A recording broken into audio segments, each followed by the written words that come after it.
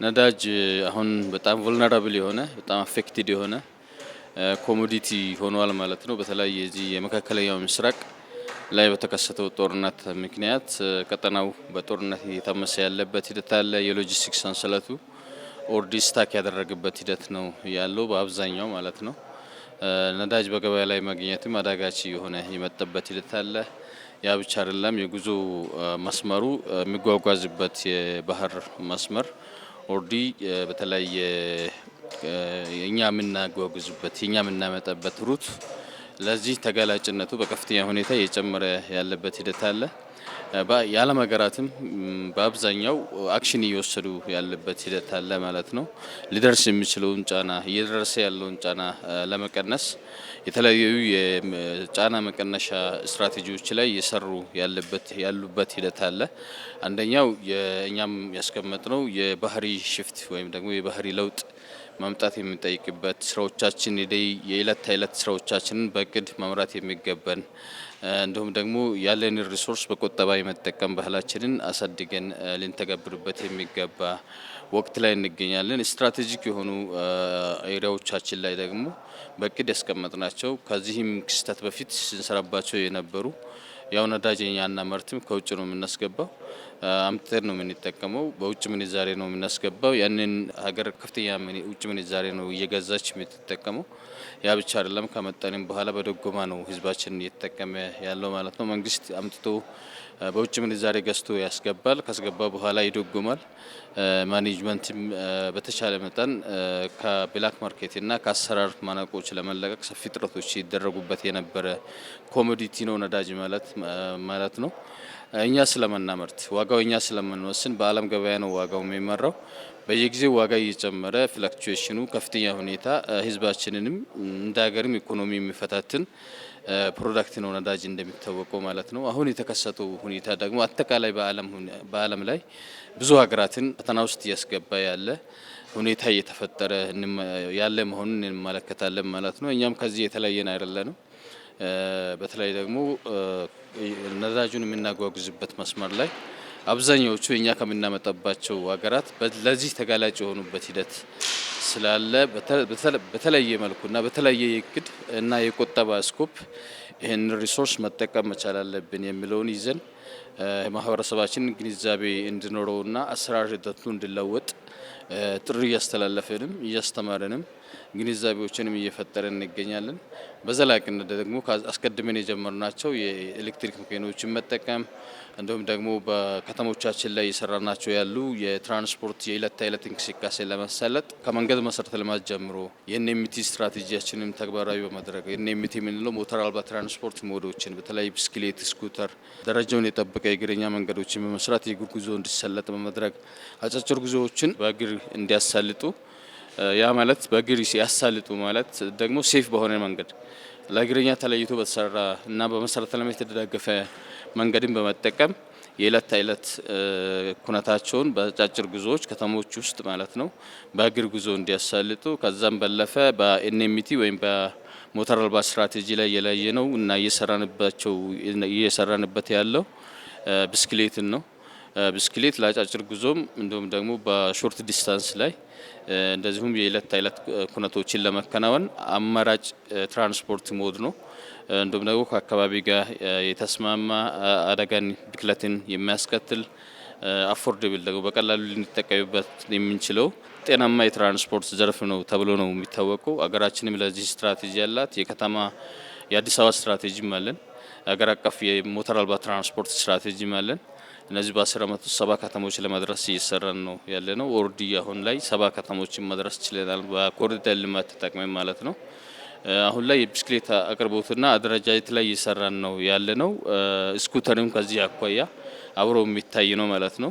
ስለዚህ የስትራቴጂያችን አካል የሆኑ አሁን ላይ በመሰረተ ልማት የደገፍናቸው በአሰራርም እያሻሻልናቸው የመጣናቸው አማራጮች አሉ ማለት ነው።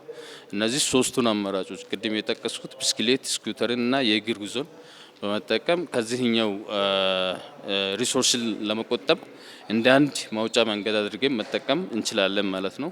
ሁለተኛው በትልቁ እኛም አድቫይዝ የምናደርገውና የምንሰራበት የባቡርንና የብዙሃን ትራንስፖርት አቅምን መጠቀም ነው። የጋራ ትራንስፖርት የምንላቸው የባስ የሚኒባስ ሚኒባስ እነዚህ ትራንስፖርቶች የከተማ አውቶቡስ እነዚህን ትራንስፖርት አማራጮችን በአግባቡ በመጠቀም የግል መኪናን ከመጠቀም ስንጠቀም ልናወጣ የምንችለውን የእያንዳንዱ ግለሰቦችን በመቀነስ ለዛ ይውል የነበረ ነዳጅን በመቆጠብ ሌሎች ክሪቲካል በሆኑና ትልቅ ኢምፓክት ያላቸው ኤሪያዎች ላይ እድል የመስጠትን ስራ እንደ ሀገር ባህል አድርገን መቀጠል አለብን የሚለው ነው። ሌላኛው በብዛት ደግሞ ካለፉት 4 ዓመታት ጀምሮ እየሰራንበት ያለው የኤሌክትሪፊኬሽን ነው። ኤሌክትሪክ መኪናዎች አሁን በብዛት ወደ ሀገር እየገቡ ሀገር ውስጥ እየተገጣጠሙ ከመንግስት ተቋማት ጀምሮ ወደ ኤሌክትሪክ መኪኖች የመጠቀም ባህል እያደገ ነው ያለው። እንደ መንግስትም እንደ ሚኒስቴር መስሪያ ቤትም ላለፉት 3 ዓመታት አግሬሲቭሊ ሲንሰራበት ነው የነበረው። ሁሉም ወደዛ አምኖ ከመግባት አኳያ ቻሌንጆች ነበሩ ወይም ሬዚስታንሶች ነበሩ። አሁን የመጣው አጋጣሚ ደግሞ እነዚህን ነገሮች እንደሚከሰቱ በአርቆ አሳቢ አመራሮች የተነደፈ ስትራቴጂ ነው። ይሄ ስትራቴጂ በተለይ ክቡር ጠቅላይ ሚኒስትሩ ሀገርን ከጥገኝነት ለማላቀቅ ሀገር ወደ አላት ሀብት ያዘነበለ ዘርፍ እንዲኖራት ከማድረግና ይሄ ክሪቲካል የሆነ ዘርፍ የኢኮኖሚም የማህበራዊ እንቅስቃሴም የዕለት ተዕለት እንቅስቃሴም የጀርባ አጥንት ነው ትራንስፖርትና ሎጂስቲክስ።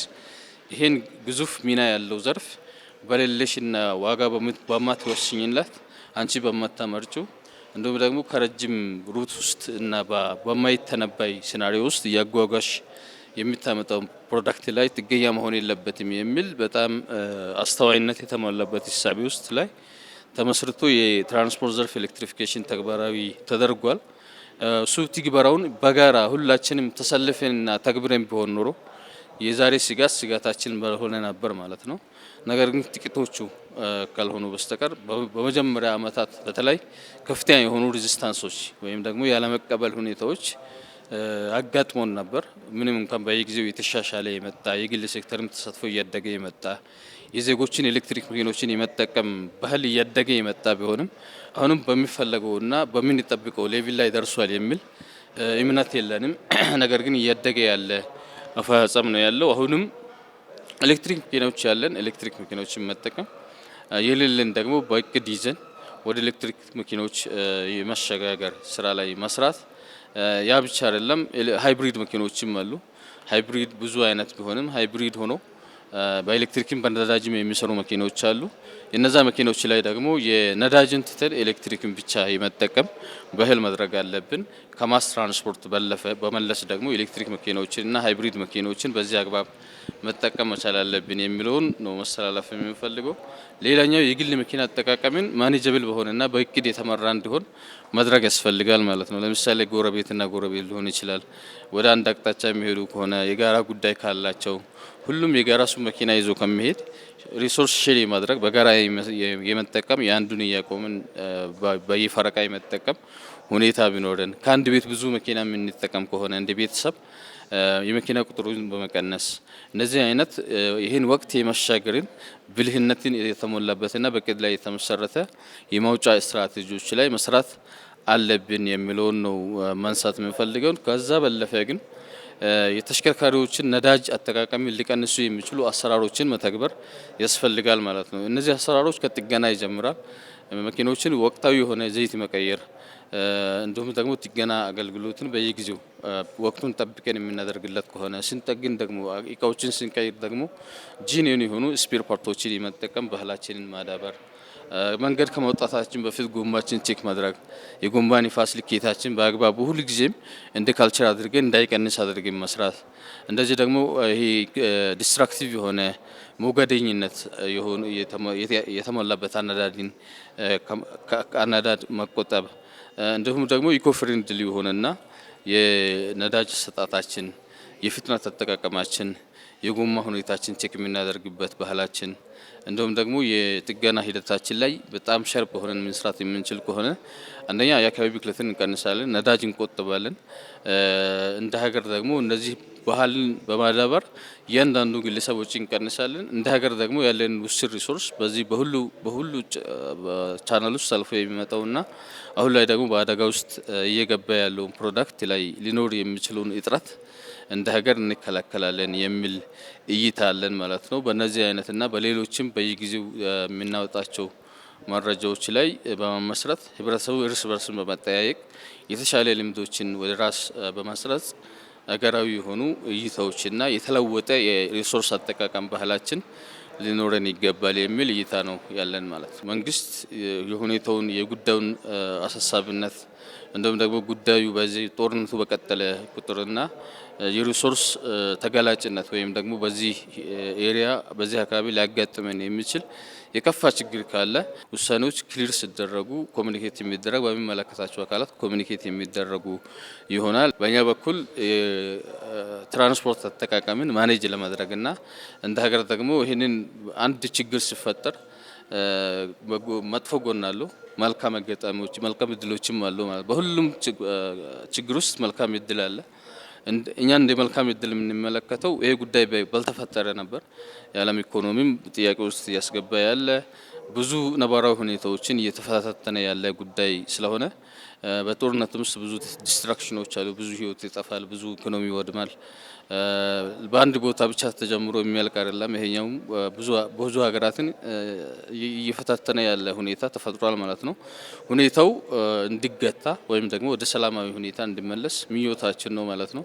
ነገር ግን ደግሞ በዚህ ሂደት ውስጥም የነበሩን ተሻጋሪ የሆኑና ሀገርን ለዘላቂነት ከጥገኝነት ሊያላቅቁ የሚችሉ ስትራቴጂዎቻችን ላይ ደግሞ አግሬሲቭሊ መስራት እንፈልጋለን። በተለይ ወደ ሲኤንጂ ወደ ተፈጥሮ ጋዝና ወደ ኤሌክትሪፊኬሽን ወደ ኤሌክትሪክ መኪኖች መጠቀምን ብዙሃን ትራንስፖርት ተግባራዊ ወደ ማድረግ እና የተለወጡ አሰራሮችን በዚህ ዘርፍ ተግባራዊ ከማድረግ አኳያ የኛ ትኩረት እሱ ነው።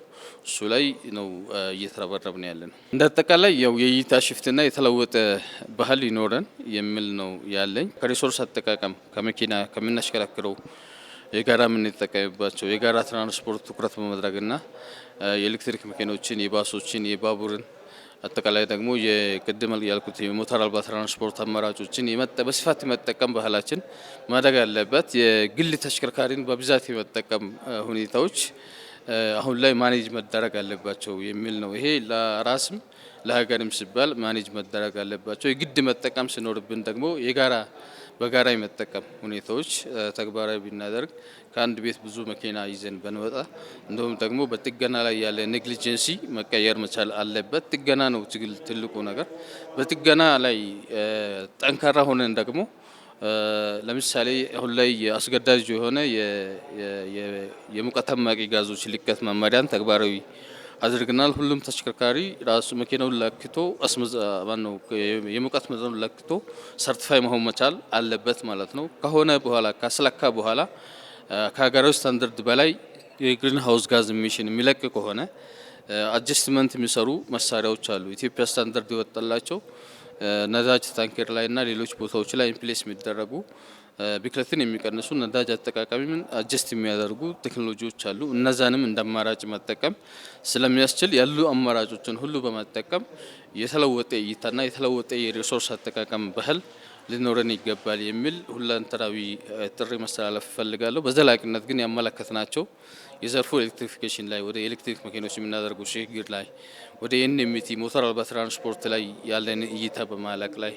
እንደውም ደግሞ በግል ኢንቨስትመንትም የግል ሴክተርም በዚህ በኤሌክትሪፊኬሽን እና የነበሩን ተሽከርካሪዎችም ወደ ኤሌክትሪክና ወደ ተፈጥሮ ጋዝ መቀየር ስራ ላይም ኢንቨስት በማድረግም በማገዝም በእይታም በሪሶርስም በኢንቨስትመንትም በማገዝ ሀገራዊ ጥገኝነትን እናላቀቅ የሚል ጥሪ ማስተላለፍ ፈልጋለሁ።